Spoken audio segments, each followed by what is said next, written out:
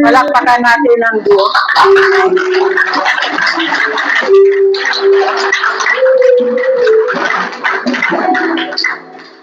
Bago ako magsimula, mga kapatid, nais kong magpasalamat sa Diyos sa nagdaang taon na nung nagsimula yung taon na yun, sunod-sunod yung pagsubok sa amin. Pero hindi kami pinabayaan ng Diyos na pagtagumpayan namin ang pagsubok na yun, mga kapatid. Salamat sa buhay at kalakasan na patuloy na pinagkakalob ng Diyos sa aking pamilya.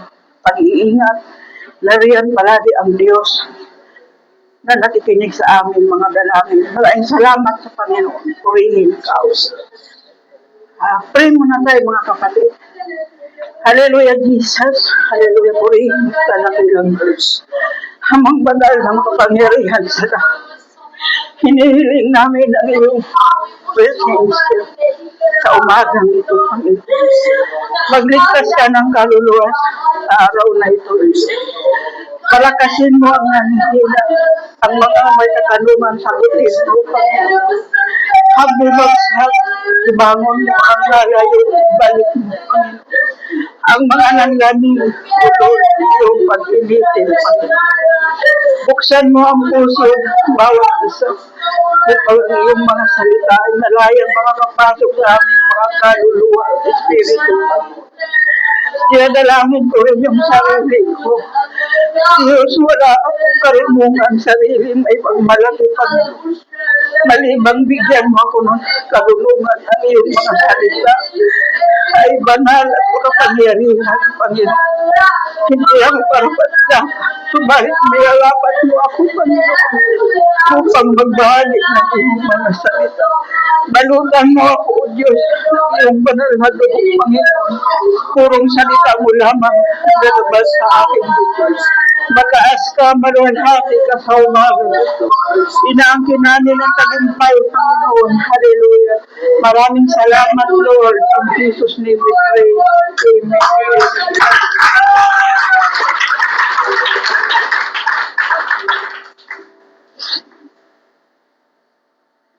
Makakaupo na tayo, mga kapatid. Ako rin na, nung nalaman ko na ako ang masahin magturo ng Sunday School, isang linggong kinakabahan, hanggang ngayon kinakabahan. Hindi ko na naubos yung ngipin ko, pero kinakabahan pa rin ako kinakabahan pa rin ako. Kasi mga kapatid, siguro kaya hindi inaalis ng Diyos yung kababa para huwag tayong manangan sarili natin. Na wala tayong magagawa maliban ang Diyos ang manguna sa atin. Ang ating pag-aaralan ay salvation mo, na kay Kristo lamang ang kaligtasan ng pamagat. Simulan na tayo, mga kapatid. Yung atensyon nyo, hiningi ko. Total, hindi naman kayo mainit kasi sandali lang ito, mga kapatid. Sa awit 37 verse 9 and 40, ililigtas ni Yahweh ang mga matuwid, ingatan sila kapag naliligalig, pasagduruhan sila at kanyang tutulungan laban sa masama, pagsanggalang, sapagkat si Yahweh ang kanilang sandigan. Alam niyo, mga kapatid, parang ayaw ko lang magturo kanina, sabi na yata lahat ni Sister May yung sasabihin ko. Purihin ang Diyos. Ang Diyos ang manliligtas sa lahat ng sa kanya'y nanganganlong. Siya rin ang nagsasanggalang sa atin laban sa mga panganib na nakamba sa atin. Sa panahon ng kaligaligan, siya ang sa atin ay nag-iingat. Ang mga matuwid ay kanyang liligtas. Purihin ang Diyos. Sa 2 Timoteo 1:9, na nagligtas at tumawag sa atin para sa isang banal na gawain. Ginawa niya ito hindi dahil sa anumang ginagawa natin, kundi ayon sa kanyang layunin at kagandahang loob. Sa simula pa, ito ay binigay niya sa atin sa pamagitan ni Kristo Jesus. Ang layunin ng Diyos ay iligtas ang makasalanan. Sa pamagitan ni Hesus Kristo, tayo tinawag ng Diyos upang maging kanyang bayan at magiging anak. Tinawag tayo ng Panginoon sa gitna ng kadiliman, mga kapatid, Unang Tesalonica 5:9.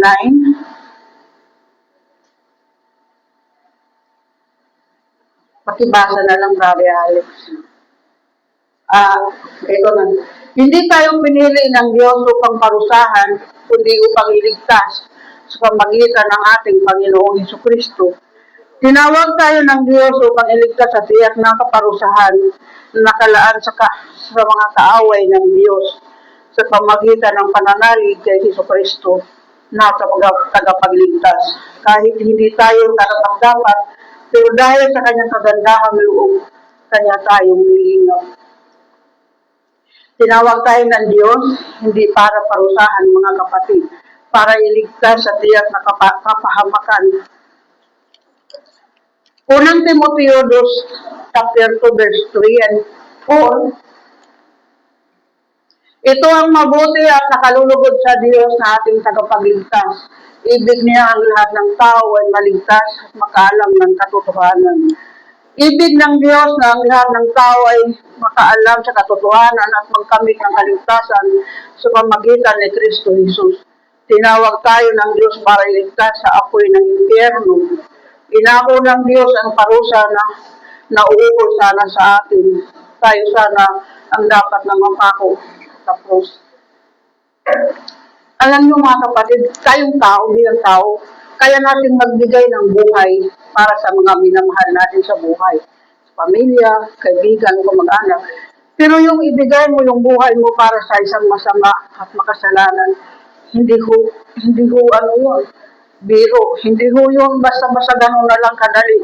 Pero ginawa yun ng Diyos para sa atin. Dahil sa habag ng Diyos sa atin. Dahil mahal tayo ng Diyos. Dahil nilikha tayo ng Diyos. Nilikha tayo ng Diyos hindi para pahirapan, kundi para sa saganang buhay sana. Kaso nagkasala si Adan at si Eva, kaya nagkasala na rin tayo. Sa Gawa 4:11 hanggang 12. Ang Hesus na ito na batong itinakwil ninyong mga tagapagtayo ng bahay, ang siyang naging batong panulukan. Sa kanya lamang matatagpuan ang kaligtasan sapagkat walang ibang pangalan ng sinumang tao sa buong mundo na ibinigay ng Diyos sa mga tao upang tayo ay maligtas. Maraming klaseng relihiyon dito sa mundo.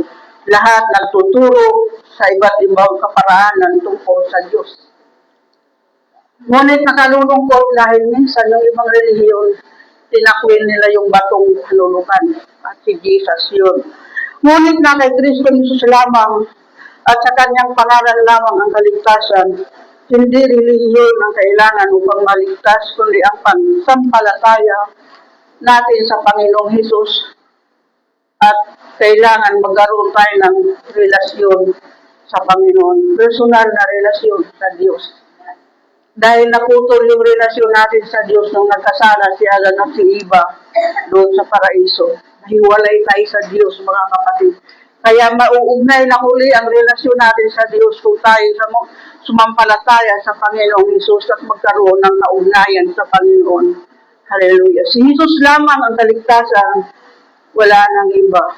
Isaiah 35 verse 4.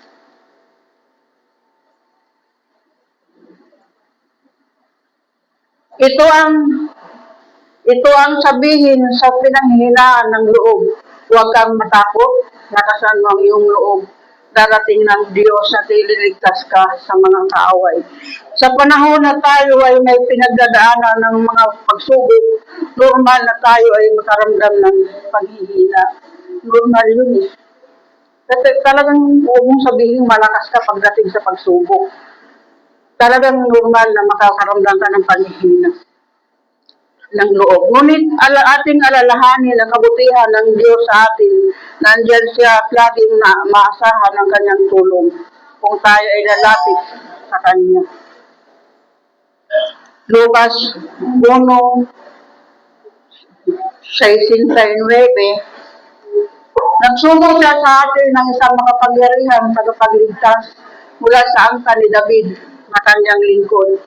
Ang Panginoong Hesus ay makapangyarihan. Kaya niyang gumawa ng mga himala. Diba mga kapatid? Matibay na himala yung nabago yung direksyon ng buhay natin.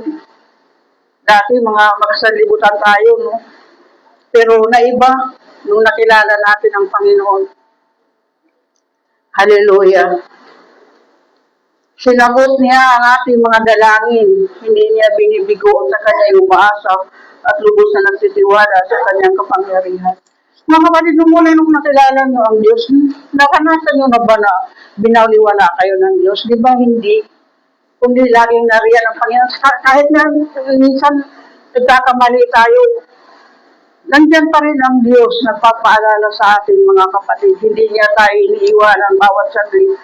Kaya nanatili tayong narito, nakatayo sa harap ng Diyos dahil sa tulong ng Panginoon. Galatia 1:4. Inialay ni Jesucristo ang kanyang sarili dahil sa ating kasalanan ayon sa kalooban ng ating Diyos Ama upang mahango tayo sa kasamaang naghahari ngayon sa sanlibutan ito. Sinabi nga ni Sister May kanina, yung tungkol sa pagkapako ng ating Panginoon, na namatay ang Diyos sa krus ng Kalbaryo para tayo hanguin sa kasalanan, mga kapatid. Kaya nawa, huwag na tayong magluglog uli, mga kapatid. Alam niyo ba bang ang ibig sabihin ng pag nag-backslide ka pag gumawa tayo ng mga kasalanan, mga kapatid? Ipinako natin uli ang ating Panginoon. Ganong kabigat ho, yun ang katumbas noon. Kaya huwag na tayong magluglog sa kasalanan, mga kapatid. Magpatuloy na tayo sa paglilingkod sa Diyos, lalo na ngayong nalalapit na ang kanyang pagbabalik. Alam niyo, sinimulan ng gawin yung yung templo ng Israel. Diba yun yung orasan natin na malapit na ang Panginoon dumating? Kaya magpursige na tayo, huwag na tayo banding-banding sa paglilingkod sa Panginoon. Hallelujah. Dahil malapit na siyang bumalik, mga kapatid.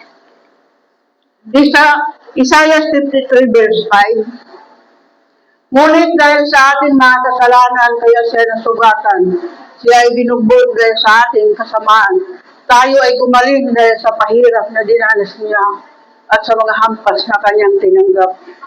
Hallelujah. Purihin kadakilang Diyos. Ganon ang hirap na dinanas ng ating Diyos, mga kapatid. Ang hari ng mga hari na naog alang-alang sa makasalanan para hanguin tayo sa kasalanan. Ganon ang dinanas niya, yung binanggit ni Sister May kanina na yung pamalo, yung panglatigo, may sima pala yun sa dulo. Bawat hagutit, kasi pag-alis nung pagbunot nung kasama yung laman ng ating Panginoon. Hindi biro-biro yung dinanas ng Diyos. Kaya nga, ganon na lamang din ang galit ng Panginoon once na tayo tumalikod sa Kanya. Kasi hindi ho biro yung ginawa ng Diyos. Ganon kabuti ang ating Panginoon. Isaiah 52:18, sinabi ni Yahweh, ang kanyang paghihirap ay kalooban ko. Ang kanyang kamatayan ay handog para sa kapatawaran ng kasalanan. Dahil dito'y mabubuhay siya ng matagal, makikita ang lahing susunod sa kanya at sa pamagitan niya ay may sagawa ang aking panukala. Plano ho talaga ng Diyos na mangyari yung pagtitiis ng Panginoong Hesus sa Kalbaryo para sa atin, mga kapatid. Hebrews 8:25. Dahil dito lubusan niyang maililigtas ang lahat ng lumalapit sa Diyos sa pamagitan niya, sapagkat siya'y nabubuhay magpakailanman upang mamagitan para sa atin. Hallelujah. Ang plano para mailapit tayo sa Panginoong Hesus sa pamagitan niya. Siya yung kordero Siya yung kordero ng Diyos na, di ba dati sa Old Testament, kordero yung mga hayop ang ihahandog. Subalit hindi naging sapat yun. Hindi yun ang talagang, kasi paulit-ulit. Dugo ng hayop. Pero Nung nanawag ang ating Panginoong Hesus, galing sa langit, hindi dugo na ng hayop ang kanyang hinandog, kundi ang kanyang sariling dugo, mga kapatid. Hallelujah. Ang kanyang buhay, ibinigay niya. Meron akong nabasa, mga kapatid, kung narinig na, ang Panginoong Hesus daw, hindi naman daw, ayaw ko pastor kung tama yun. Hindi daw, hubad daw na nakapako, hindi naman di ba sa simbahan nakalagay doon nakadipa, may ano pa? Ayaw ko kung totoo yung pastor. Bilad na bilad sa kahihiyan yung ating Diyos ang ipinako sa krus, mga kapatid. Kaya imagine nyo, pag tinalikuran ninyo ang Panginoon, sasabihin ko na ang totoo. Ganon ka higpit ang parusa ng mga tumatalikod sa Diyos kasi binilad nila uli ang Diyos sa kahihiyan. Kaya mag-ingat mga kapatid. Ang ating Diyos ay napakabuti para suklian natin ang hindi maganda, mga kapatid. Purihin ang Panginoon. Pilipos 2, 6 hanggang 8. Kahit siya ay ilikas at tunay na Diyos, hindi niya pinagpilitang manatili kapantay ng Diyos. Sa halip kusa niyang hinubad ang pagiging kapantay ng Diyos at naging katulad ng isang alipin. Ipinanganak siyang tulad ng mga karaniwang tao at nang si Kristo'y maging tao, nagpakumbaba siya at naging masunurin hanggang kamatayan. Maging ito ay kamatayan sa krus. Alam niyo yung tao, yung nanay, pag nanganganak, sa maayos na kalagayan, yung iba sa ospital pa sa private hospital. Pero ang Panginoong Hesus nung pinanganak, napakababang klaseng pagkapanganak. Kasi sabsaban ng hayop, yung kanyang hinigaan, dayami, mga kapatid. Imagine mo, hari ka ng mga hari, Diyos ka ng mga Diyos, pero nahiga ka doon sa dayami. Ganun nagpakababa ang Diyos, mga kapatid, para tayo maabot. Dahil po ang Diyos isinilang bilang hari, hindi tayo pwedeng lumapit ng ganun-ganun kadali, mga kapatid. Ang hari hindi basta-basta malalapitan, mga kapatid. Pero ang Diyos, nagpakababa talaga para makalapit tayo makasalanan sa Kanya. At welcome lahat ng mga taong gustong lumapit sa Panginoon. Pilipos 2:12. Kaya nga, mga minamahal, tulad ng inyong buong pusong pagsunod noong ako'y kasama pa ninyo, lalo kayong maging masunurin ngayon. Ako'y malayo sa inyo. Pagsumikapan ninyong maging ganap ng inyong kaligtasan ng may lubusang paggalang at pag-ibig sa Diyos. Igalang natin ang buong puso. Alam niyo, mga kapatid, ang paggalang sa Diyos, hindi mo siya sasaktan. Hindi mo gagawin yung ayaw. Katulad yung mga magulang na natin, nilalapastangan nga natin nung hindi pa tayo nakakilala sa Panginoon. Nilalapastangan natin Pero ang Diyos, mga kapatid, kailangan natin igalang higit sa lahat. At pagkasapos noon, kung gaano mong igalang ang Diyos, igagalang mo rin naman ang iyong mga magulang. Kasi may pangako, mga kapatid, hahaba ang ating buhay. Purihin ang Diyos. Salamat sa Panginoon. Iyon lang po ang maiksing mensahe. Nawa, kapagpala kayo ng Panginoon. Purihin ang Diyos.